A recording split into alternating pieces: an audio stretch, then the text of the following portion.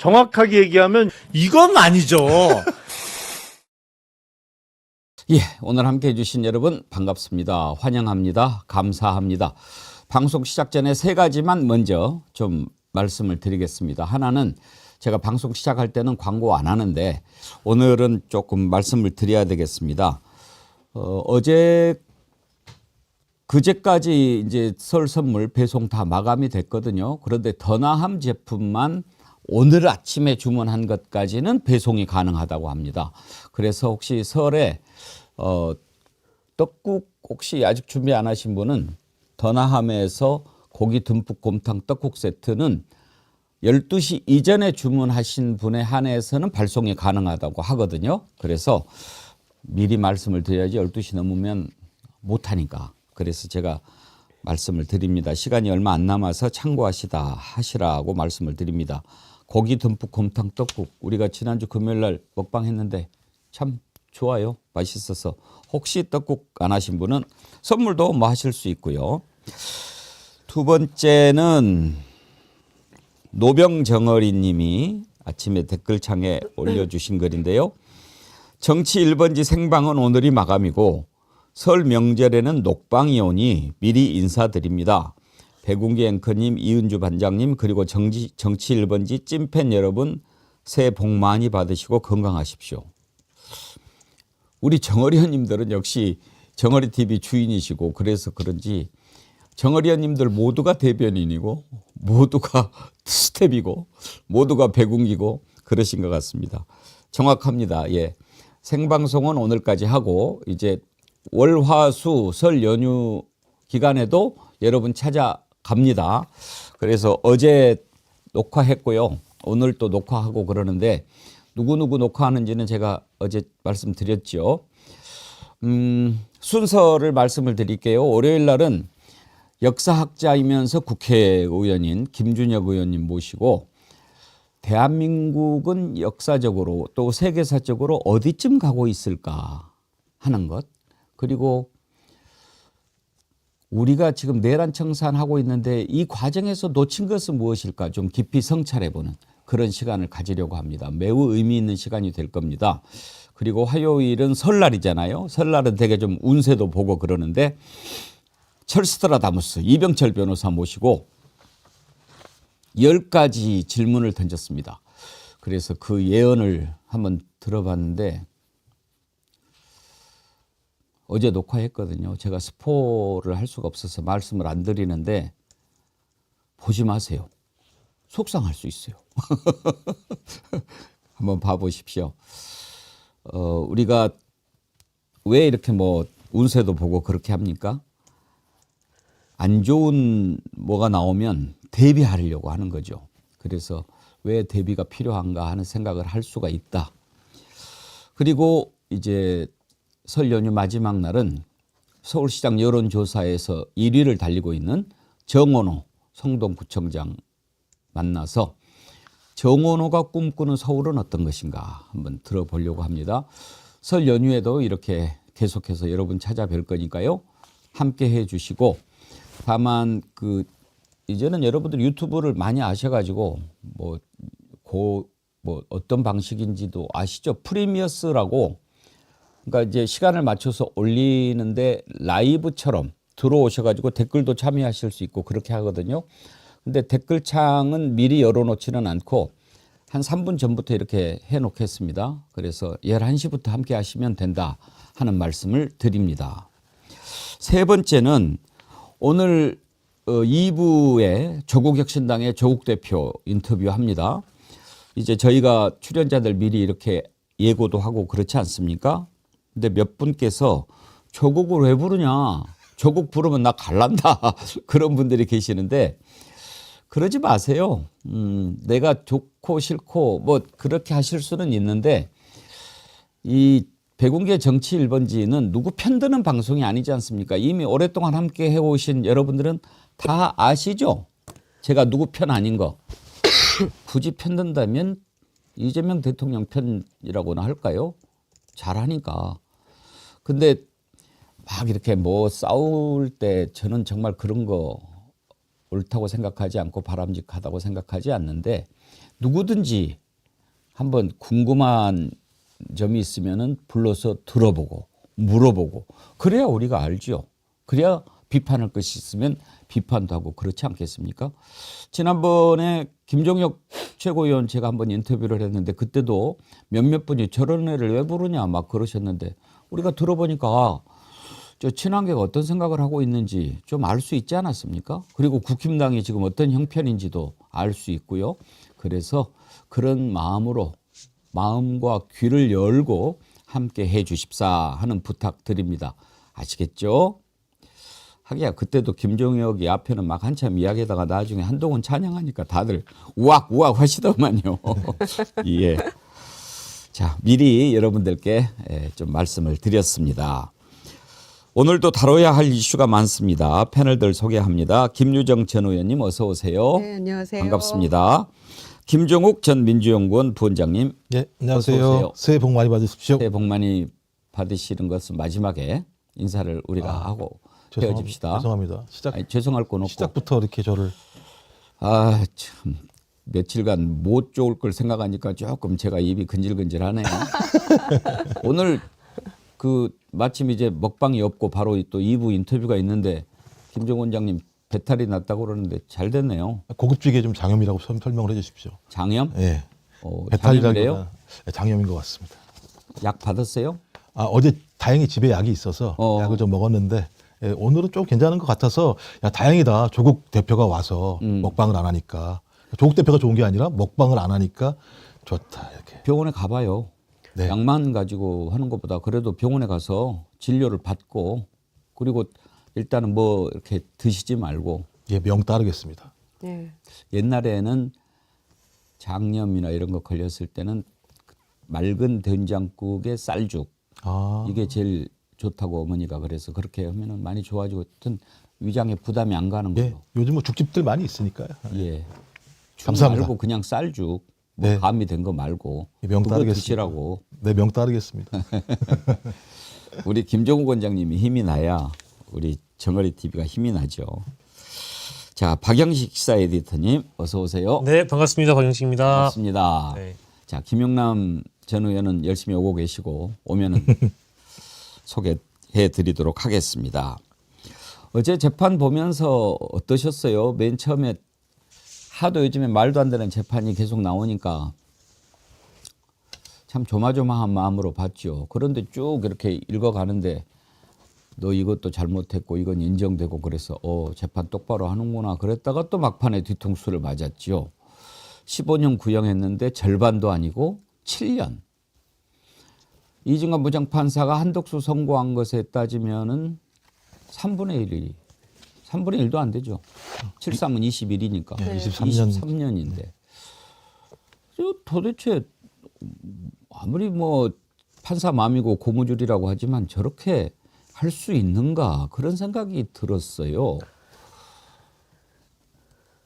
여러분은 어떠셨습니까? 제가 아침에 이렇게 쭉 생각하면서 들었던 생각을 오프닝 때 여러분 때 말씀드렸습니다만 아니 사건은 분명하고 하나고 또 거기에 대해서 이미 판결이 내려진 게 있는데 누가 봐도 한독수보다 이상민이 더 큰 죄 깊숙이 저지른 것 아닙니까?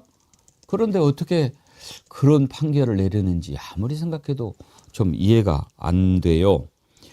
그 재판장이 유경진이라는 판사인데 어제 뭐 이렇게 저렇게 이야기를 하다가 마지막에 말도 안 되는 이유를 하던데 먼저 그 선고하는 장면 한번 보시죠.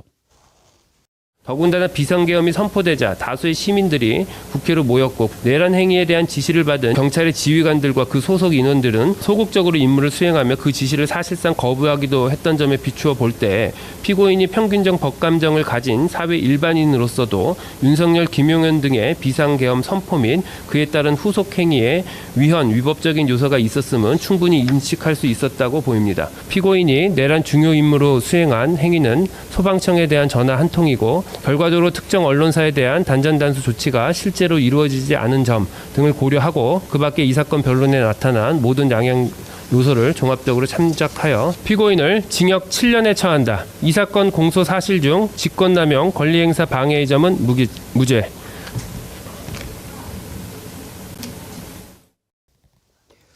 이상민이 웃어요. 7년 하니까 좋아 죽겠는가 보죠. 김유정 의원님. 네. 왜 7년을 내렸을까요? 그래서 저도 도저히 이해할 수가 없었는데요. 다만 이제 불행 중 다행인 것은 이진관 재판부처럼 일관되게 불법 계엄을 내란 행위로 인정한 것, 그리고 국헌문란 행위라고 규정한 것, 그건 참 다행한 일이라고 생각해서 아, 형량도 제법 높게 나오겠구나, 한덕수 못지않게 나오겠구나라고 생각을 했는데 갑자기 7년 이러니까 힘이 빠지더라고요.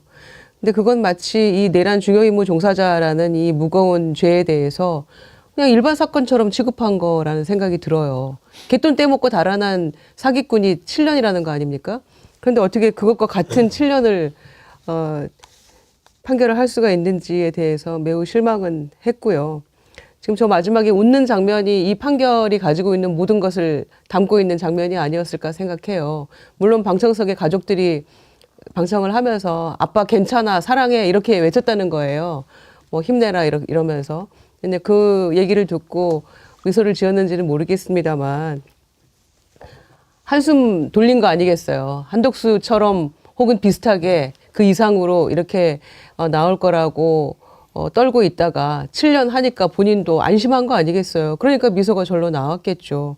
본인이 또 판사였기 때문에 전후 사정 다 알고 있는 사람 아닙니까?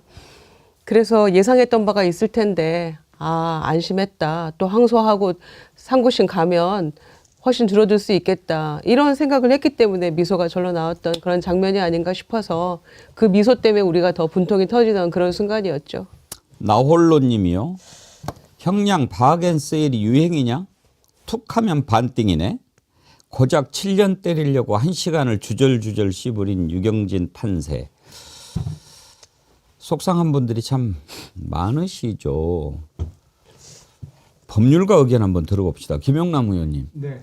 이 재판의 양형 기준이라는 게 있지 않습니까? 있죠. 어떻게 되게 정해요?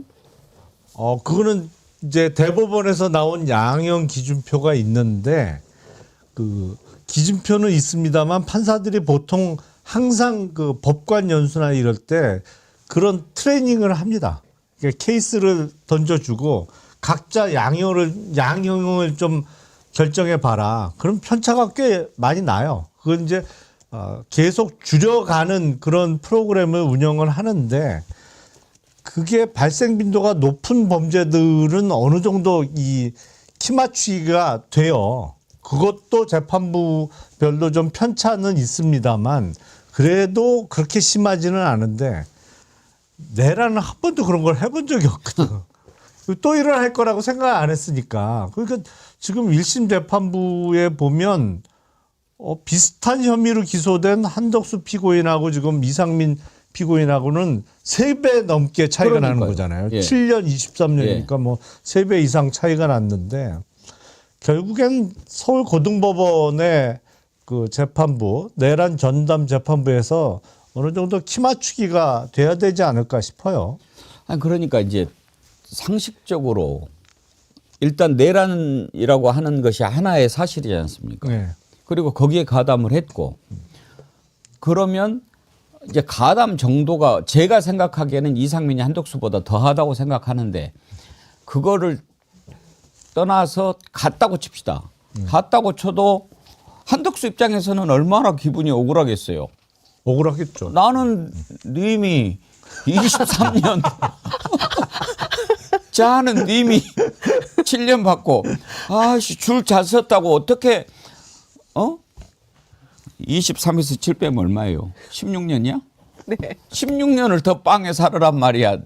이런 말 안 나오겠어요? 그러니까 어제 보면 앞서 유무죄 판단은 저는 정확하게 했다고 봅니다.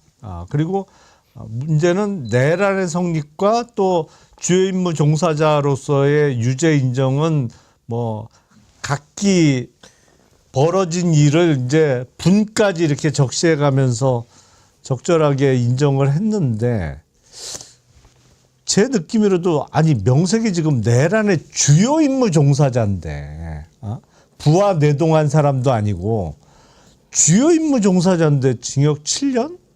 이거는 너무 약한 거 아닌가? 갸우뚱하게 만들어요. 앞에 뭐 이야기를 다 뭐 너는 정말 죽을 죄를 지은 놈이야 하면서 죽을 죄를 안 지은 벌을 김정은 원장님 어제 판결을 보고 장년 걸리신 거 아니에요? 예, 그럴 수도 있을 것 같다는 느낌이 갑자기 지금 막 속이 더 뒤틀리는데 저는 한편의 비극을 본 것 같다는 느낌이 들었어요. 저는 판사들의 사고방식이 어떤 건가. 아까 말씀하셨던 것처럼 뭐라 그러냐. 민주주의의 핵심 가치의 근본을 훼손했다고 그랬어요. 이상민이.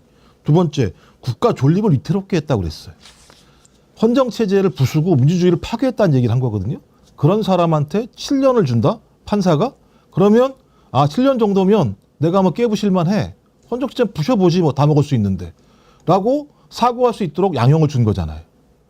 전 그렇다면 판사들이 어떤 기준을 가지고 내란을 대하는지에 대해서 한 답변을 본 것 같다. 근데 이진관만 특수한 거예요. 오히려 따지고 보면 지금 상황을 보면. 그럼 판사들의 전반적인 생각은 내란을 바라보는 시각이 누구랑 유사하냐? 윤석열과 유사하다. 윤석열 뭐라 그랬습니까? 계몽령이야. 2시간밖에 안 됐잖아. 피해가 없어. 근데 이거 가지고 나를 단죄해? 라고 얘기했는데 다 나오는 내용이 그런 거잖아요. 실행은 했으나 구체적인 행위를 하는 내용들이 없었고 그런 일이 벌어지지 않았으니 양형을 참작해서 좋아. 한덕수는 이진관이 했으니까 난 잘 모르겠고 7년만 때릴게 라고 얘기하는 건 법관들이 이 사건을 윤석열과 유사하게 바라보고 있는가라고 하는 생각 하나 하고 전 더 화났던 건 이상민이었어요. 15년 구형 때렸을 때 거의 죽상을 하고 있다가 7년이 나왔는데 유죄 아닙니까? 어떤 형태든지 내란 주요 인물에 종사했다는 게 밝혀졌으면 공직자로서 거기에 대한 책임감을 느끼는 게 아니라 씩 웃잖아요. 이런 걸 보면서 어찌 보면 기득권 세력들은 지금까지 이 헌정체제 하에서 기득권을 누렸던 자들은 이 문제를 저렇게 바라보는구나. 그래서 이 문제를 올바른 방향으로 가게 할 수 있는 유일한 길은 국민밖에 없구나라고 하는 것이 다시 한번 확인되는 거여서 계속 이진관이 나오라고 저희가 이진관이 나올 거라고 뭐 생각할 수가 없잖아요. 만약에 2월 19일 날 직위원이 무기형이 아닌 유기형으로 판결을 내린다면 어떤 일이 벌어질까? 저는 이것도 제가 볼 때는 예외가 아닐 수 있겠다라는 생각이 들어서 어제는 한편의 비극이었다 이런 생각이 들었어요. 이상민의 미소를 보면서 웃는 모습이 저렇게 기분 나쁠 수도 있다 하는 생각이 들었는데 어제 그 판결을 보고 웃은 사람은 이상민 한 명밖에 없었을 거예요. 박영식 에디터님, 전체적으로 모든 국민들 또 여론이 이상하다 아니었습니까? 그렇습니다. 그리고 이상민은 죄질이 더러운 사람이죠. 왜냐하면 어제 위증죄도 유죄가 나온 거잖아요. 위증을 어디서 했느냐? 내란 전국 때 번번이 공식적인 석상에서 이 이상민은 거짓말이라는 걸 했습니다. 그리고 기억하시겠습니다마는 내란 발발 이후에 가장 빠르게 이제 자신의 직을 던지고 사표를 던지고 나서 사의를 표명하고 나서 그때 얘기했던 게 자기가 취임하고 나서 모든 순간이 행복했다라는 망언을 또 내뱉거든요. 이상민이라는 사람은 국민들의 공분을 살만한 발언과 행위를 누차 했던 사람이고 공적인 책임의식이 전혀 없는 사람이기 때문에 심지어 자신이 내란 중요 임무 종사 혐의로 재판을 받는 과정에서도 7년 선고에 아빠 사랑해, 우리가 진실을 알고 있으니까라는 그런 딸의 반응에 환한 미소를 보여주는 겁니다. 그러니까 저 사람은 장관을 역임할 만한 자격이 없던 사람이었다라는 게 어제 다시 한번 우리가 확인할 수 있었던 것이고 아마 국민들의 여론도 판사분들이 전혀 이 어떤 헌법 준수 의지라든지 이 내란에 대한 문제 의식이 없는 게 아닐까? 물론 앞에서 이 공소 사실과 관련돼서 정리를 잘 해놓고 나서 양형 부분에서 아쉬운 부분이 있었다라는 좀 또 문제지만 이 정도의 양형을 보여줬다라는 것은 이진관 판사만 극소수로 사법부의 구성원이겠구나. 이진관 판사 같은 사람이 몇 명이나 있을까? 이런 생각을 또 하게 만들었다고 저는 생각하고요. 그래서 이제 이 판사분들이 저는 뭐 아메바 판결이다, 단세포 판결이다. 라는 판사들이라는 그런 지적을 피하기가 어려운 거 아닐까 싶습니다. 박영식 앵커님께서 내란의 중요성을 인식하지 못한 아메바, 단순 판결 그런 지적을 해주셨는데 정말 공감합니다. 그러면 왜 그렇게 아메바 같은 단순한 판결을 하게 됐는가? 이걸 한번 생각해 보려고 합니다. 왜 그랬을까? 저는 바로 그 두 판사의 소양에서 비롯된 것이라고 생각합니다. 어제 유경진 부장판사도 분명히 내란이고 가담했고 인정했어요. 그런데 이렇게 이야기합니다. 언론사 단수 지시에 대해서 그냥 전화 한 통 했을 뿐이다. 그래서 봐준다. 장관이 그러면 전화하지 직접 가서 스위치 내립니까? 이런 생각. 이자들이 벌이려고 했던 내란이 얼마나 무시무시한 것인가라고 하는 생각이 없는 거예요. 제가 지난번에 이진관 부장판사가 한덕수 선고할 때 가장 눈여겨봤던 것 여러분과 함께 생각한 게 있지 않습니까? 이진관 부장판사가 뭐라고 이야기했습니까? 이 내란을 세계사적 관점에서 고찰해 본 얘기를 했어요.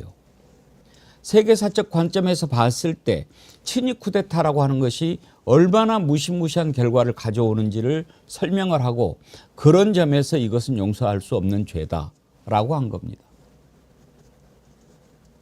역사를 생각하고 역사 인식이 있는 판사의 판결과 그냥 이건 전화 한 통만 했을 뿐이다라고 생각하는 그런 인식, 이게 이렇게 어마어마한 차이를 가져온 것 아닌가. 이진관 부장판사가 그때 그 대목 지적했던 거 한번 다시 들어보시죠. 세계사적으로 살펴보면 이러한 친위 쿠데타는 많은 경우 성공하여 권력자는 독재자가 되었고 국민의 생명과 재산과 같은 기본권은 본질적으로 침해되었으며 국가의 경제와 외교는 심각한 타격을 받았고 독재자의 권력이 약해지는 시기가 되면 내전과 같은 전쟁이나 정치투쟁으로 국가와 사회 전반이 회복하기 어려운 혼란에 빠진 사례를 많이 볼 수 있습니다. 12.3 내란은 이러한 위로부터의 내란에 해당되는 점에서 그 위험성의 정도가 아래로부터의 내란과 비교할 수 없습니다. 왜냐하면 무엇보다도 국민이 선출한 권력자가 헌법과 법률을 경시하고 이를 위반하는 내란 행위를 함으로써 국민이 가진 민주주의와 법치주의에 대한 신전 자체를 뿌리채 흔들기 때문입니다. 바로 저 부분입니다. 김유정 의원님. 네. 왜 이진관 판사가 한덕수 15년 구형했는데 그건 아니야. 23년 선고했습니까? 내란이 어떤 것인지 그리고 친위 쿠데타가 얼마나 무시무시한 것인지 너네는 좀 모르냐라고 저는 그 23년이 한덕수에게만 던지는 선고가 아니라 특검을 향해서도 날린 질타였다고 생각합니다. 그렇죠. 그렇게 비하면 특검이 너무 낮은 구형을 한 거니까. 말이 안 되죠. 예, 모두에게 전 질타한 것이라고 생각하고요. 그러면서 동시에 아래로부터의 쿠데타보다 위에서부터의 이 내란이 얼마나 위험한 것인지에 대한 설명이 있었잖아요. 그러니까 이 사건을 바라보는 시각이 어떻게 다를 수 있는가를 보여주는 대비되는 장면이라고 생각하고요. 어제 그 류경진 재판부의 모습과. 그래서 어제 이상민 그 7년 선고를 했던 그 재판부의 모습은 이진관 재판부와도 아주 대비되기도 합니다만 거의 경주마처럼 이렇게 시야가 가려진 경주마처럼 일정 부분만 바라보는 그런 모습인 것 같아요. 그 내란 행위의 어떤 전후 사정 그런 것들을 조금 폭넓게 바라보면서 이 사건을 판단했어야 되는 게 아닌가 이런 생각이 드는데 언론사에 전화 한 통 건 것뿐이다. 단순히 전화가 아니었잖아요. 그건 내란 행위의 어떤 직접적으로 적극적으로 가담한 행위로서의 전화였던 거잖아요. 그러면서 동시에 실제로 단전 단수가 이루어지지 않은 것. 그거를 이상민이 하지 말라고 한 게 아니잖아요. 하부 기관까지 전달은 됐지만 밑에서 안 한 거였잖아요. 그런 것들은 다 그냥 패스하고 그래서 매우 수박 겉핥기식으로 그렇게 이 사건을 바라본 결과가 어제 7년이 아니었던가 생각합니다. 그러니까 정말 판사들도 공부시켜야죠. 공부해야죠. 사법시험 볼 때 역사시험 보죠. 국사 봅니까? 1차에? 1차 시험에 보죠. 근데 지금 이제 로스쿨은 그런 게 없어진 것 같고 그 전에 그 사시 볼 때는 1차에 국사 과목도 있고 세계사 과목도 있고 그랬죠. 그러니까 이제 그렇게 해서 사법시험 합격하고 나면은 책 한 권 안 보고 계속 술만 처마시다가 윤석열 같이 되는 거 아닙니까? 뭐 그런 사람도 있고 아닌 사람도 있고. 근데 대체로 우리가 이제 형량 이렇게 정상을 참작한다라고 네. 할 때 가장 중요하게 생각하는 게 반성을 하고 있느냐 아니냐 이런 걸 많이 보지 않습니까? 뭐 대표적인 양형 사유죠. 예. 예. 뭐 반성을 하고 있고 깊이 뉘우치고 있고 뭐 이렇게. 근데 이상민은 반성을 한 번이라도 한 걸 보여준 적이 없지 않습니까? 거짓말만 했지. 그렇죠. 최후 진술할 때 무슨 얘기를 했는지 뭐 명확하게 지금 기억은 안 나는데. 최후 진술할 때는요 주로 그 얘기였어요. 내가 뭘 바라고 내란을 하겠느냐. 그렇죠. 부인하는 부인만 취지였죠, 했어요. 결국에. 한덕수는 그래도 말이라도 내가 왜 그때 더 말리지 못했을까 한탄스럽다라고 얘기라도 했어요. 근데 이자는 그런 말도 안 하고 끝까지 반성 한마디 안 했던 자인데 내가 뭐 때문에 뭘 바라고 하겠냐 이렇게만 얘기했는데 그런 사과나 반성 한마디 없는데 그걸 봐준다. 그러니까 양형이 제가 봐도 너무 약하긴 약해요. 이게 다른 죄도 아니고 내란죄 관련해서 뭐 단순 참여자도 아니고 주요 임무 종사자인데 그걸 다 유죄로 인정하면서 징역 7년은 너무 약해 보이고 뭐 그러니까 우리가 삼심제 하는 거죠. 서울 고등법원에서 바로 잡아야죠. 대체로 항소심에 가면 1심보다는 좀 낮추는 게 그 관행적인데 올려서 선고하기도 하죠. 그럼요. 이거는 이제 특검도 항소할 테니까 무죄난 부분 뭐 항소할지 안 할지 모르겠습니다만 일단 양형 부당 부분에 대해서도 형이 너무 가볍다라는 이유로 특검에서도 항소할 테니까요. 만약에 특검이 항소를 안 하면 이른바 올려치기는 못하죠. 근데 항소할 항소 안할 수가 거기 없겠죠. 때문에 예. 저는 애당초 김종국 원장님 특검 지금 뭐 여러 가지로 비판을 많이 받는데 기본적으로 처음에 구형했을 때부터 제가 참 아니다 싶었어요. 윤석열 사형 적어도 구형을 할 때 윤석열 사형, 노상원 사형, 김용현 사형 가야 되는 거 아닙니까? 그리고 나머지는 다 무기징역을 가야지요. 그러니까 제가 이제 특검을 정확히 모르겠는데 특검 같은 경우는 윤석열, 김용현 그다음에 거기에 있는 군 사령관들을 빼고는 양형 기준을 낮게 본 거 아닌가? 대부분 15년 쳤잖아요. 따지고 보면 주요 임무 종사가 사형 또는 사형 무기징역 또는 5년 이상이라고 얘기를 했습니다. 근데 한덕수도 그렇고 여기도 그렇고 15년이라고 하는 동일한 형량을 한 건데 대체적으로 양형 사유가 그 판사들이 얘기하는 게 얘기하는 내용들이 대체적으로 그 일이 실행되지 않았다고 얘기하는데 그러니까 내란이 실행되지 않은 가장 큰 이유를 헌법재판소 같은 경우도 국민들과 그다음에 소극적으로 대응한 군인들에 있었다고 얘기했었고 이진관 판사도 그렇게 얘기했었고 그다음에 지금 이번 이상민을 선고한 판사도 초반에 그렇게 얘기했었어요. 그러면 이상민은 이 행위를 하지 않은 게 아니라 하지 못한 거라고 봐야 되는 거거든요. 본인은 할 생각이 있었는데 하지 못하게 했다. 하지 못하게 한 사람이 국민과 거기에 참여했던 군인들인데 이 일이 벌어졌다면 피해를 당할 사람들이 국민과 여기에 참여한 군인들 아니겠습니까?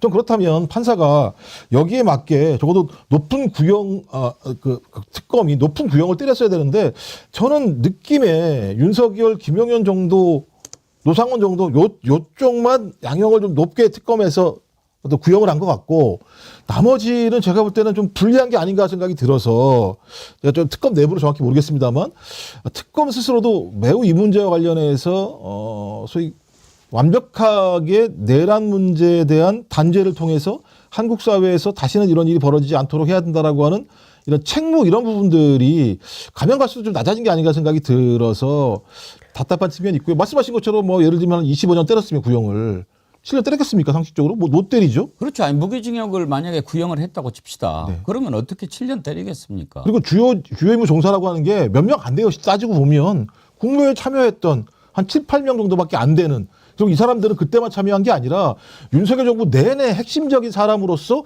기득권 속에서 엄청난 이익을 누렸던 사람이고 이 내란이 성공했으면 훨씬 더 많은 권력을 가질 수 있는 측면이 있으니까. 더군다나 이상민이 누굽니까? 그러니까요. 친구 아닙니까? 따지고 보면 술친구. 아니 윤석열 후배, 충암고 후배. 후배고. 그러니까 술친구란 말씀이에요. 예. 충암고 후배고. 그 무엇보다도 비상계엄 해제한 그 다음 날 또 모여가지고 모의를 했던 자 아닙니까? 그렇죠. 오죽 자기가 아끼고 챙겨주는 그런 신복이면은 그렇게 말도 안 되는 전대미문에 대참사가 났는데도 그 자리를 지켜줍니까? 그리고 그 여기서 나온 내용들이 있잖아요. 11분 동안 문서를 봤다고 얘기를 했었잖아요. 11분 동안. 이 문서를 보고 있었고 근데 나중에 본인은 뭐라 그러느냐? 나는 문서를 본 적이 없다. 자기 부인 일정표를 봤다라고. 그러니까 완전히 거짓말을 통해서 이 상황을 넘어가려고 했던 사람이고 또 본인 또 아마 마지막에 그랬을 거예요. 내가 판사 생활을 20몇 년 했다. 판사한테 그 얘기 하는 거거든요. 야, 너랑 똑같은 판사야. 너 그럼 되겠냐? 라고 이해할 수 있을 대목. 그러니까 자기의 죄를 최대한 낮추는 것 외에는 다른 생각이 아무것도 없는 자에게 그리고 그 판결을 내리는 순간 그 웃음을 짓는 자에게 전 유경준 부장판사가 어땠을까라고 저는 그 순간 이상민의 웃음보다 이 판결을 내린 판사의 표정 제가 볼 때는 자괴감을 느끼지 않았을까 생각이 들기도 해요. 그러니까 지금 우리가 사법부의 판결을 신뢰하기 힘들다를 넘어서서 특검까지도 의심하는 이유가 뭡니까? 뭔가 저자들이 다 한 통sak 아닌가 하는 것에서 출발하는 겁니다. 박영식 앵커님, 제가 어제 그걸 들었는데 내가 이렇게 참 무식하구나. 판검사 그만두고 변호사 개업하고 막 이렇게 하는 나라가 세계에서 우리나라밖에 없다고 그럽니다. 판검사들 전부 다 그러면 대부분 다 끝나고 나면 변호사로 개업하는 나라가 우리나라밖에 없다고 네. 봅니까? 그래요? 아닌데. 아닐 텐데요. 어디에 또 그런 나라 있어요? 아니 그러니까 이제 변호사는 변호사고 네. 판검사는 판검사지 네. 판검사 개업 끝나고 바로 이렇게 변호사 개업하는 나라도 없고 일본 같은 경우에는 판검사가 정치로 진출하는 예는 한 번도 없대요. 그건 너무 단순화해서 얘기한 것 같은데, 그러니까 물론 미국 같은 경우에는 연방 판사 있잖아요. 이건 종신제예요. 그러니까 이게 70, 80 먹어서도 계속해요. 그러니까 그 사람들은 변호사 개업할 일이 없지. 정말로 사망하거나 아니면 더 이상 일을 할 수 없을 때까지 계속 연방 판사직을 수행을 하니까 개업할 일이 거의 안 생기는 것이고, 다만 이제 미국 같은 경우에는 상당수의 검사나 판사는 선출직이에요. 선거로 뽑히는 사람들이에요. 근데 그 사람들 만약에 선거에 패배해서 그 지역 검사, 그러니까 DA라고 하는데, 디스트릭 어톤이라고 하는데, 뭐 그런 검사나 판사, 지방법원의 판사직을 수행 못하게 되면 다 변호사 다시 하는데요. 일본 같은 경우에는 고위직 출신들은, 그러니까 우리로 따지면 뭐 법원장이나 검사장 출신 이상의 고위직들은 변호사 개업을 안 하고 대신 뭘 하냐면 공증인 자격을 줍니다. 그러니까 공증만 할 수 있도록 해야 하는데, 그 공증인 수를 상당히 제한해 놔서 그거를 변호사 개업 안 해도 되도록 그렇게 제도적으로 운영하고 있고요. 그러니까 각국 나라마다 다 틀려요. 근데 제가 그 얘기는 조금 다른데. 챗 GPT를 다 믿을 수는 예. 없습니다만 한국 가능, 미국 가능, 대신 본인 사건이나 동일법원 사건 수임 제한한다. 이렇게 나와 있고, 일본도 가능한데 이것도 마찬가지입니다만 일정한 기간 동안은 수임을 제한한다. 그러니까 경과 규정을 두거나 제한 규정을 두게 하는데, 이 시점이 지나게 되면 변호사, 뭐 독일도 가능하지만 제한적이다. 프랑스도 마찬가지. 뭐 이렇게 나와 있고요.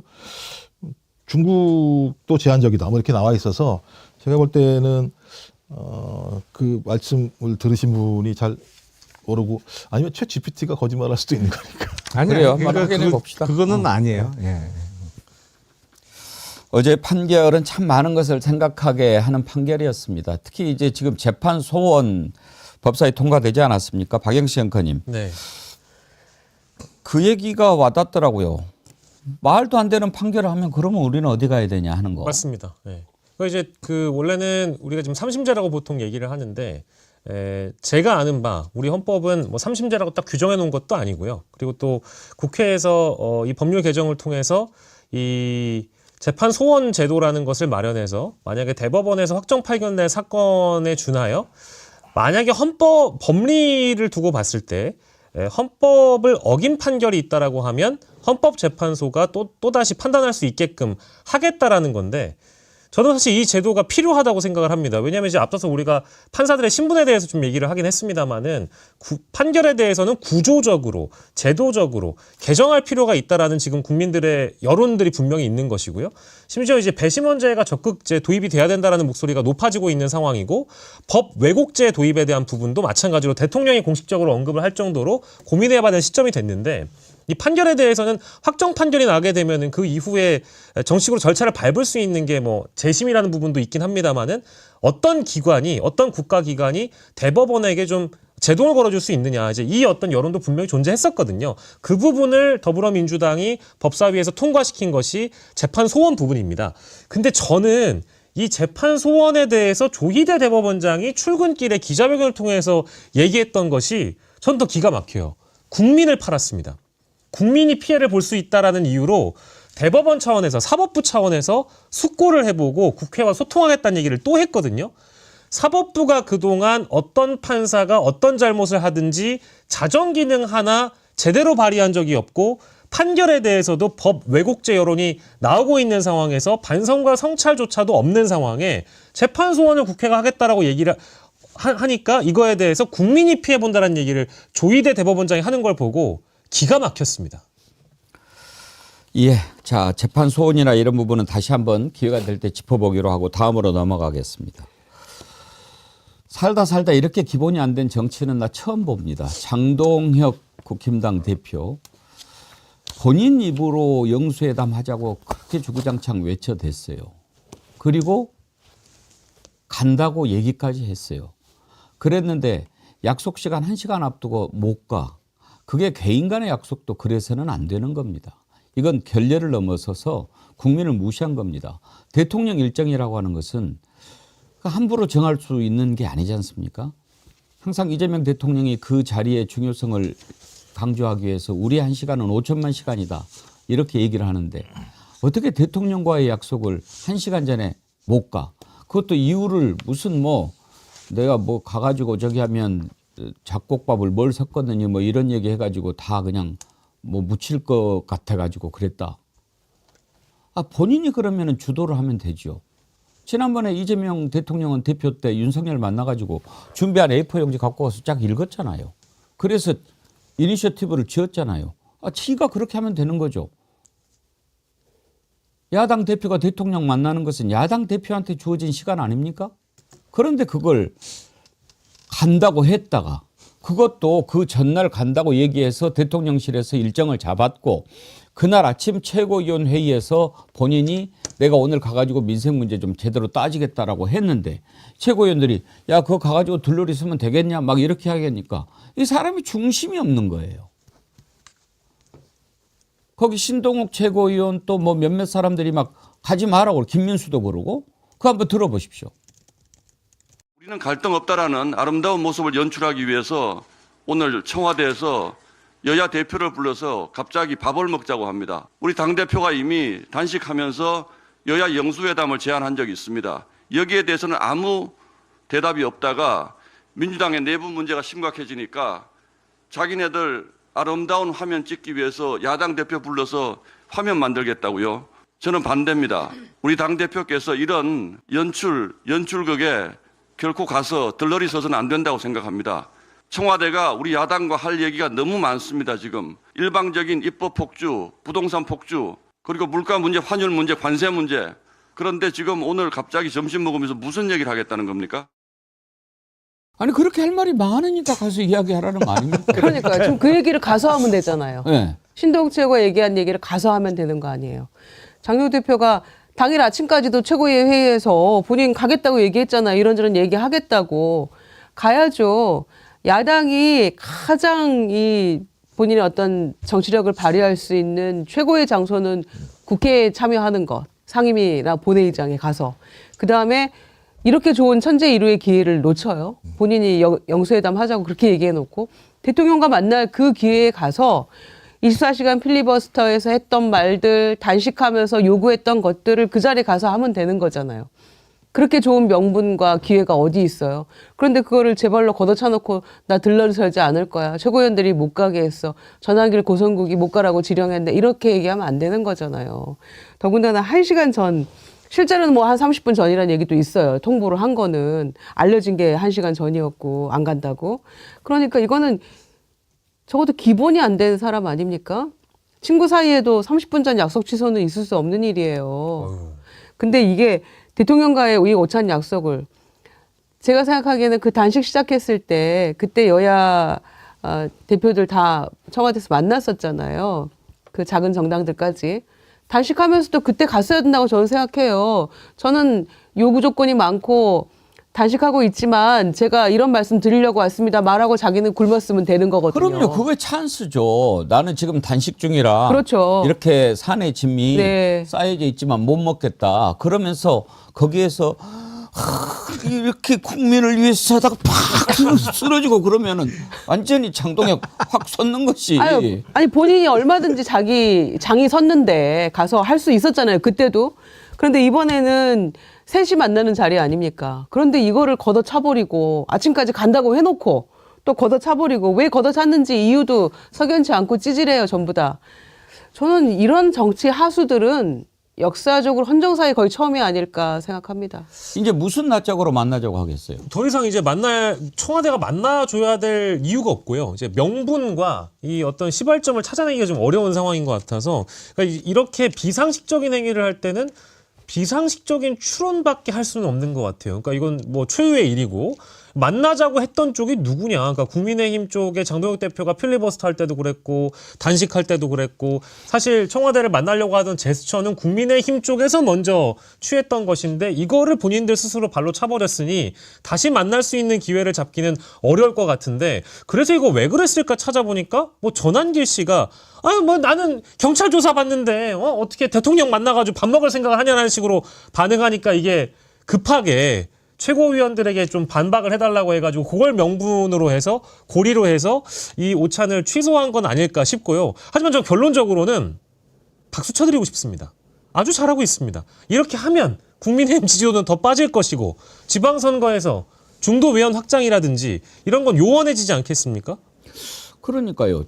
지금 전한길이가 못 가게 해서 안 갔다. 이 말이 저는 더 설득력 있게 들려요. 전한길이 했던 얘기 혹시 준비되어 있습니까? 들어봅시다. 전한길은 경찰서 가고 장동혁 대표는 청와대를 가네요.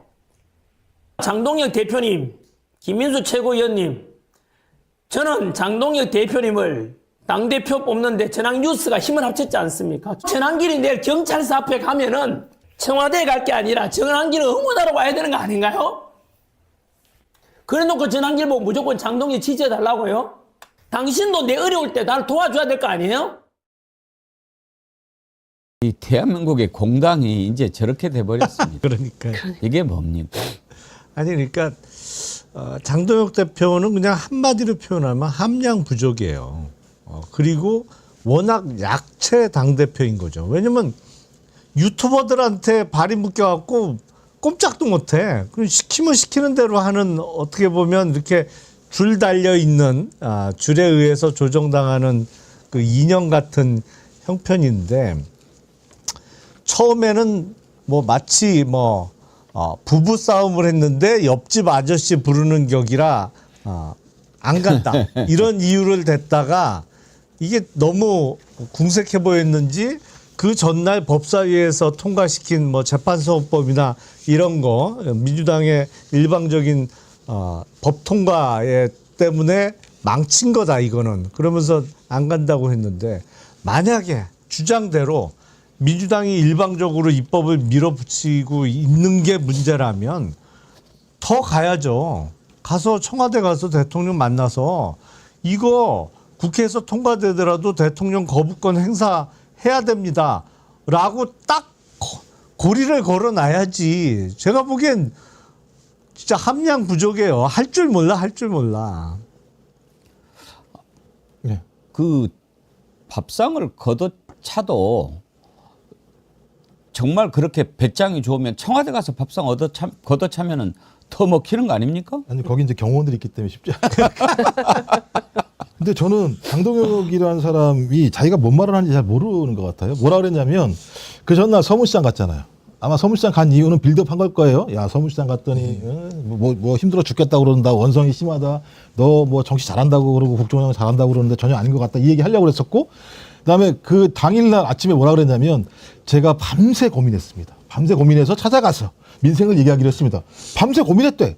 그래놓고 김민수, 그다음에 조광한, 신동욱이 막 뭐라고 얘기하니까 내가 밤새 고민을 한 게 아니라 갑자기 난 못 가겠어 이렇게 얘기를 한 거거든요. 근데 김민수가 무슨 얘기를 하느냐 전환길한테 선거에 이겨야 윤석열 석방할 거 아니냐 이런 얘기합니다. 그러니까 선거를 이기는 이유는 윤석열을 석방하려고 이런 얘기를 하고 앉아 있고 그다음에 전환길은 야 3일 내 말에 대답 안 하면 윤석열을 그냥 절연한다고 너 내 덕에 당대표 됐잖아 이런 얘기를 하고 있는데 그런 말에 다 휘둘린다는 건 이미 장동혁은 윤 어게인에 포박돼 있구나라고 볼 수밖에 없는 것이고 이 포박돼 있다라고 하는 건 계속 이들이 협박을 하는 거겠죠. 너 내 말대로 하지 않으면 그 자리에 계속 있기 어려울 거야. 그리고 국민의힘은 지금까지 당대표 잔혹사예요. 당대표 중에서 이 윤 어게인 찐윤들 얘기 안 들은 사람들은 대부분 다 날아갔었기 때문에 본인의 유일한 꿈은 대선 나가는 거 아니겠어요? 따지고 보면. 저는 그래서 자기의 꿈을 위해서 포박돼 있는 사람이다라는 생각이 들고요. 그러니 저렇게 밥상머리를 발로 차는 거죠. 저게 갔으면 제가 볼 때는 장동혁이라는 사람의 리더십이라고 하는 것이 보수층한테 다르게 보일 수도 분명히 있었을 텐데 말씀하신 그 정도 함량도 안 되는 거죠. 그러니까 이제 기존에 챙기는 이미지가 뭐 강경한 야당 대표라는 것은 필리버스터나 단식을 통해 이미 보여줬기 때문에 그 다음 스텝은 한동훈 친한계 쪽에서 반발하는 당내의 일부 여론을 수면 아래로 끌어내리고 이제 미래로 가자라는 쪽으로 이제 설계를 해야 되거든요.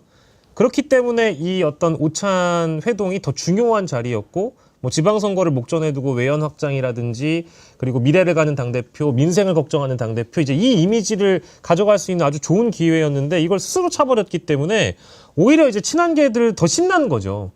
지금 이제 뭐 유튜브 순위나 이런 거를 보더라도 슈퍼챗이나 조회수 이런 게 친한계 쪽에 대거 몰려있는 상황이라 이런 뉴미디어 플랫폼의 여론을 신경 쓰지 않을 수 없는 장동혁 지도부 입장에서는 오히려 더 우리는 당명 개정도 할 거고 대통령도 만날 거고 민생을 챙길 거고 중도외연 확장도 할 거고 이제 이런 이미지를 가져가야 결국 이제 그 과거에 남아있는 당원 게시판 논란을 그대로 이제 지워버릴 수 있는 건데 상식적으로 이제 행동을 하지 않으니까 결과적으로는 민주당만 좋은 일이다. 야당 복은 타고 태어난 것이고 아이고 이건 짧게 말씀드리면 어제 대통령이 이 오찬이 취소돼가지고요 경복궁 쪽 저기 식사하시고 경복궁에 이제 투어를 좀 간이로 하시면서 많은 분들 또 만나서 사진 찍고 하고 하셨거든요.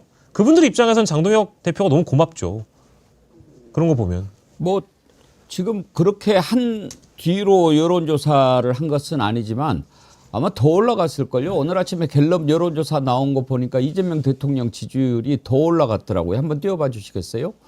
오늘 아침에 나온 갤럽 여론조사입니다.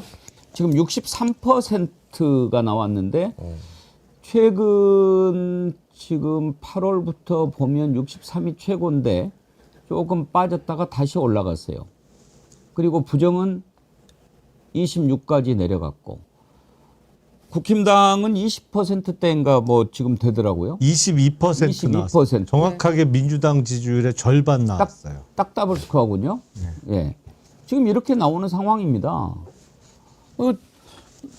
아마 어제 이게 이제 어저께까지 조사한 거니까 만약에 장동혁이 저렇게 말도 안 되는 짓을 저지른 것 반영됐다면 국힘당은 더 떨어졌을 거예요. 그런데 아까 지금 장동혁이 포박돼 있다 이렇게 얘기를 누가 하셨는데 저는 요즘에 국힘당을 이끌고 가고 있는 두 상황이 있는 것 같아요.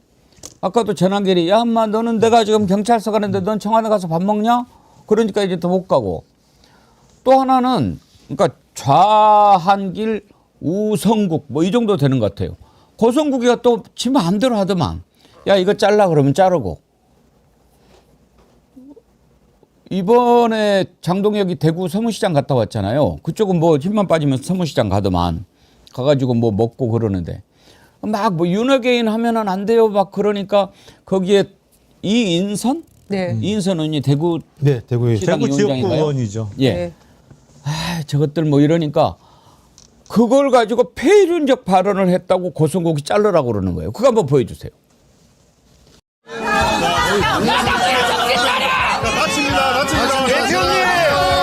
윤어게인 버리면 집에 가서 드십니다. 장동혁 화이팅! 윤어게인 버리면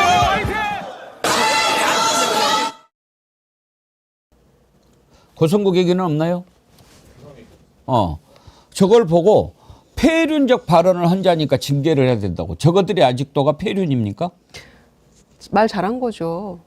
아니 그렇게 치면 고성국은 전두환 사진 걸어야 된다라고 주장하는 건 애국적인 발언입니까?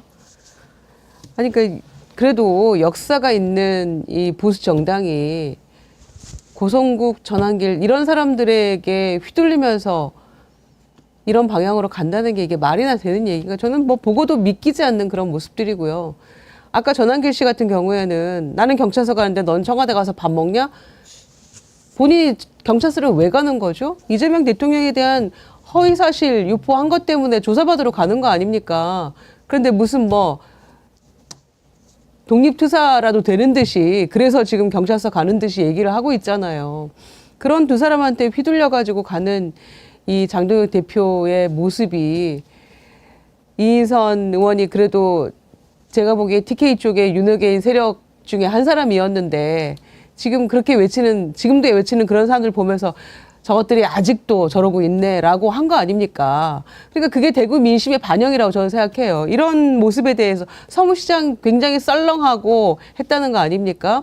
마치 성지처럼 성지순례 하듯이 한 번씩 돌잖아요. 당대표나 대선 후보들이 좀 상황이 불리할 때마다. 그런데 매우 썰렁했다라는 게 대구시장 2번 한 권영진 의원의 이야기잖아요. 대구 민심 허투루 보지 말아라. 지금 그런 분위기 아니다. 이렇게 경고를 하고 있는데도 바른 말 했잖아요. 저것들이 아직도 저러네. 라는 이인선 의원에 대해서 그거를 폐륜적 발언이라고 하는 고성국을 신 받들듯이 그렇게 모시면서 깍듯하게 하고 있는 장동혁 대표의 무슨 앞날이 있겠습니까? 그 고성국 발언 준비됐다고 그러는데 들어보시죠. 현장에 나가서 국민을 만나고 있는 당대표가 옆에 수행한답시고 와갖고서 정말 폐륜적 막말하는 이 국회의원한테 돌아서서 당신 무슨 말을 그렇게 하고 그러면 현장에서 야단쳐야 됩니까? 이 문제는 이인선의 사과로 그냥 넘어갈 문제는 아니라고 생각합니다. 용서할 수 없는 심각한 폐륜적 막말에 대해서는 응당의 책임을 묻는 당내 절차가 필요하다. 징계하겠는데요. 징계하겠죠. 네. 뭐 지금 고성국이 하라는 대로 하지 않나요? 한동훈 쳐내라. 그러면 남은 쳐내고. 오세훈이다. 그다음에 배현진 배현진. 쳐내라. 네. 이제 이인선이야. 뭐 이렇게. 네. 아니 저걸 이제 폐륜이라는 표현을 썼잖아요. 그러니까 윤어게인을 외쳤다. 그러면 윤석열이 우리 아버지인데 우리 아버지를 욕했으니까 폐륜이다 이런 논리입니까? 글쎄요, 뭐 고성국 씨 말을 해석하거나 논평할 일은 저는 없다고 생각을 해요. 왜냐면 뭐 제정신이 아니니까 그냥 그거는 일종의 벌어지고 있는 현상으로 파악을 해야지 뭐 굳이 그거를 주석을 달 필요는 없는데 이제 이인선 의원도 약간 그 실수를 하긴 했죠. 왜냐하면 그래도 명색이 그 대구 지역구 의원인데 뭐 본인 생각과 다른 얘기를 하더라도 카메라가 붙어 있고 마이크가 이제 켜져 있는데 이제 저것들이라고 표현한 거는 조금 실수한 것 같긴 해요. 근데 전반적인 취지는 무슨 취지인지는 이해를 하겠어요. 근데 국힘의 문제는 뭐 이인선 의원이 표현이 약간 적절하지 않았던 거야 변론으로 하고 어떻게 저렇게 수준 낮은 유튜버들한테 끌려다니냐 말이죠. 제1야당이 지금 의석이 100석이 넘는데 이게 심각한 거죠. 사실은 한국 정치 내지는 지금 2026년을 살고 있는 우리가 불행한 거지. 저게 제1야당의 모습이란 말이에요. 전 말도 안 되는 그냥 자기 돈벌이 하려고 아무 말이나 막 내뱉던지 아니면 슈퍼챗 많이 받기 위한 용도로 극단적인 발언을 하는 사람들이 당의 방향을 정하고 그 사람들이 제1야당을 끌고 가고 있으니 사실은 이게 불행한 거죠. 전두환 사진 걸자 그러고. 그렇죠. 다 자기 장사예요. 그러니까 김민수 최고위원이 갑자기 윤호계는 안 된다. 뭐 한동훈도 괜찮은 사람이다 알고 보면 막 그런 얘기 했잖아요. 그 아우성이 나니까 전환길 만나서 얘기했다는 거 아닙니까? 형님 이거 다 전략입니다. 근데 전략이 너만 알고 있어라고 한 전략을 자기 유튜브에서는 다 말해버리는 전환길이잖아요. 그러니까 자기 장사하는 거잖아요. 또 무슨 건국펀드 1,000억 모으겠다는 거잖아요. 그래서 대한민국 이름도 바꾸고 뭐 고구려 발해 영토까지 다 가져오고 그다음에 몽골까지도 일부 흡수하고 중국 땅도 그러면서 입법, 행정, 사법 뭐 3권 다 없애고 뭐 국방부하고 몇 개만 남겨놓고 그런데 이거를 1,000억을 모아서 나중에 돌려줄 건데 언제 돌려주는지 아세요? 윤어게인이 달성됐을 때. 그러니까 이거는 안 돌려준다는 얘기하고 똑같은 말 아닙니까? 그럴 리는 없으니까. 근데 이런 이 사기성이 농후한 사람들의 이야기를 듣고 거기에 지금 휩쓸려서 가고 있는 게 제1야당의 현주소죠. 너무 불행하죠. 진짜 이놈 저놈 그냥 이 판에 돈 땡기겠다고 혈안이네. 그러니까요. 얘기 들어보니까 진짜 과간이네. 저희가 과간이야. 지난주에 저기 전환길이 국내에 빠르게 복귀하려고 하는 이유가 이 가만히 있다가는 고성구한테 다 뺏겨먹겠다. 이런 조급함 때문에 들어오는 거 아니냐. 경찰 조사를 받더라도 돈을 벌어야 되겠다. 그리고 당내의 이 어떤 구심점이 너무 고성국에게 쏠리는 것을 좀 미연에 방지하고자 일찍 들어와가지고 자기도 힘을 좀 발휘해야 되겠다. 이런 생각으로 오는 거 아닌가 싶었는데 진짜 지금 그렇게 되어가는 것 같아요. 근데 저는 좀 공포스러워요. 왜냐하면 일단 윤석열이 내란을 일으켰잖아요. 근데 유럽 같은 경우는 이런 정당들이 낮은 지지율로 잔존해 있다가 어느 순간 대중을 선전선동해가지고 정권을 잡은 다음에요. 완전히 자기들이 장기적인 집권을 했던 사례들이 많이 있어요. 청가리 같은 경우도 그런 케이스인 거고. 근데 지금 말씀하신 것처럼 지지율이 22%입니다만 국민의힘의 지도부가 저렇게 얘기를 해도 22%의 지지율을 가지고 있는 상황들이 작동하고 있는 거 아니겠어요? 근데 그 작동하는 힘이 어디서 나오느냐? 말씀하신 것처럼 고성국, 전환길 이런 자들의 얘기인데 과거에 기억나실지 모르겠습니다만 고성국과 서정욱 변호사 두 사람이 이재명 그 당시 당대표가 테러를 당했을 때 이 사건을 프레임을 쫙 짜가지고 헬기 사건으로 둔갑을 시킵니다. 그렇죠. 12월 6일 날, 이 고성국이 고도의 통치행위는 처벌받지 못한다라는 논리를 제기하기 시작하면서부터 윤어게인 세력들이 계속 이 얘기만 하는 상황이 벌어지고 있습니다. 이런 세력들이 똘똘 뭉쳐가지고 작년 8월 달에 장동혁을 앉혀놓은 거예요. 장동혁은 여기에 완전히 포박되어 있는 거예요. 따지고 보면. 장동혁 1.5선짜리가 어떻게 당대표가 됐겠습니까? 이게 계속 가고 있는 상황이라는 건데 만약에 국민의힘의 주류 세력이 이렇게 재편된다면 저는 항상적으로 내란을 일으킬 수 있는 정당이 한국 사회에 존재한다고 볼 수밖에 없는 거예요. 그러니까 제가 볼 때 정당 해산 문제 같은 경우는 뭐 과거에 같은 경우는 야 이건 심한 거 아니야라고 생각하시는 분도 많았을지 모르겠습니다만 저는 계속 가면 갈수록 저 정당 해산을 지키지 않고서는 우리 사회에서 저 정당이 어느 순간 확 변해서 소위 유럽의 극우 정당화 될 가능성도 되게 높다. 극우 정당들은 대체적으로요. 특히 헝가리 이런 동유럽 같은 경우는 지금 거의 15년, 20년 장기 집권하는 케이스도 있어요. 그래서 매우 조심스러운 징후다 이렇게 저희들이 경계하고 막아야 된다고 생각을 합니다. 좌고 우면이라는 말이 있는데 완전 좌고 우전이네요. 왼쪽은 고성국, 오른쪽은 전환길이 딱 붙잡고 끌고 가는데 국힘당 도대체 어떻게 하려고 그러는가 궁금합니다. 전환길이 어제 경찰 출석해서 조사를 받는데 무슨 또 기자증을 차고 출석을 했더군요. 박영식 앵커님. 네. 그거 보고 저는 옛날에 그런 생각 기억나세요? 뭐 법률신문, 환경신문, 조세신문, 뭐 노동 뭐 이런 거 딱 붙이고 찌푸짝 끌고 다니면서 막 불법 주차하고 네. 뭐 그런 그렇죠. 사이비들이 저도 있었잖아요. 이제 지역 사회에도 지역 사회 언론에도 있어봤고 이제 뭐 중앙에서도 오래 활동해봤습니다만은 여전히 근데 사실 그런 분들이 먹혀요? 없지는 않아요. 왜냐하면 불법 주차 닦지 않달라고 이제 프레스라고 해가지고 차 앞에다가 걸어놓고 하시는 분들도 있는데 마치 그것처럼 프레스증을 달고 나온 이유는 언론사다. 전환길 뉴스는 언론사다. 그리고 이 대한민국은 표현의 자유가 있는 국가이다. 그리고 대통령 정도 위치됐으면 어떤 비판도 감내해야 되는 거 아니냐라고 이제 대응을 하면서 재밌는 얘기는 그 이재명 대통령을 뭐 어디 산에다 묶어놔야 된다는 식의 얘기했던 건 농담이었다라고 얘기를 합니다. 표현의 자유가 무슨 망고 진리인 것처럼 얘기하지만 이재명 대통령과 관련돼 가지고 허위 사실을 유포하거나 돈 없는 의혹 제기를 한 거에 대해서는 농담이라고 얘기합니다. 언론사가 그런 농담하는 곳인가요? 그러니까 일단 말의 모순이에요. 저런 태도 자체가 본인이 언론사를 운영할 자격이나 있는 것인지 일단 묻고 싶고 이제 말의 모순부터 좀 고치셨으면 좋겠습니다. 아니 그 정어리 TV도 고발 뉴스나 뭐 겸공이나 취재 편의점처럼 기자 한 명 더 가지고 청와대도 출입하고 이러면 좋지 않을까요? 할 수는 있어요. 네. 할 수는 있는데 그렇게 지금 하는 것이 급한 것인가 이제 생각하고 있고. 아니, 제안을 드리는 겁니다. 아니 뭐 조심스럽게. 할 수는 있는데 제가 물어봤어요. 지금 예. 내란 타도님 기자증이요? 지가 무슨 기자야? 금순유님 개나 소나 기자 할 수 있나? 어제 기자증을 진짜 차고 왔다니까 한번 보시겠습니까? 미국에 있을 때 사업하시는 분하고 저녁 먹다가 이제 마두로도 저렇게 현상금이 걸리고 체포되는데 이재명도 마찬가지로 뭐 10만 불만 현상금 걸어도 남산에 이렇게 묶어두라 하면은 많은 사람들이 지원하지 않겠냐 이렇게 농담 삼아 그러나 이렇게 웃자고 했는 이야기를 재난기 뉴스에다가 이렇게 보도를 했는데 그것을 또 협박이라 해서 저를 고발한 것입니다.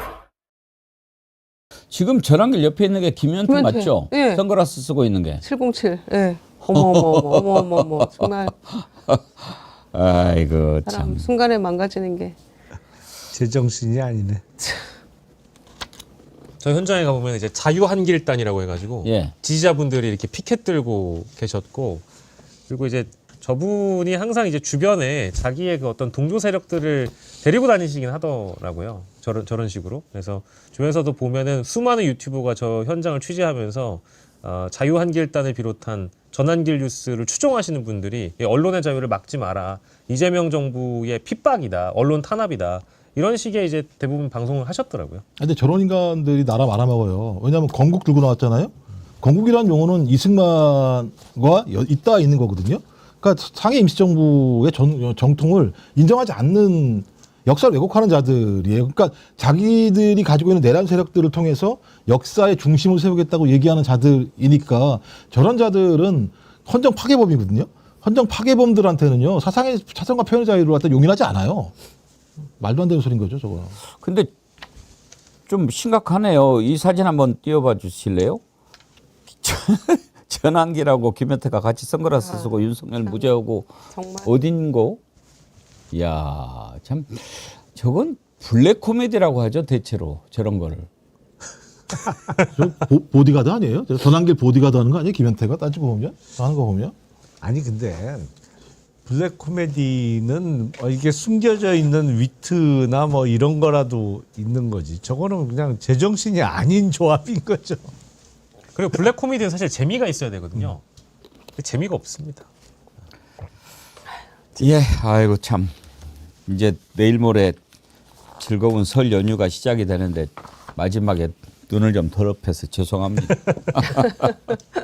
자, 오늘 1부는 여기까지 하고 2부에서 예고해드린 대로 조국혁신당의 조국 대표 만나서 합당뿐만 아니라 이런저런 얘기 한번 들어보도록 하겠습니다.